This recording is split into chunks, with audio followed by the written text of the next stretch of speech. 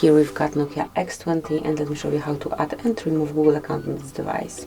So at first, let's open the settings, then find and select accounts, and as you can see currently we are logged in with Google account, so to remove it, just mark it and select remove account.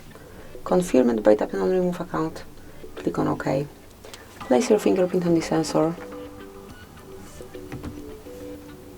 and that's it. As you can see, it has been removed, so it's no longer here.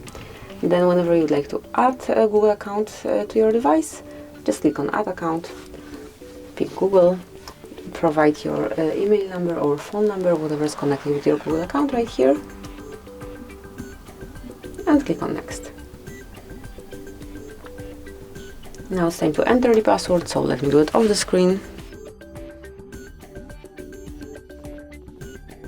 So as only the password is entered, tap on next, and here you will be able to set for whom this device is for. Then tap on I agree, and then click on accept to confirm your selection of all cool services. And that's it. As you can see, it has been added. So that will be all. This is it. Thank you for watching.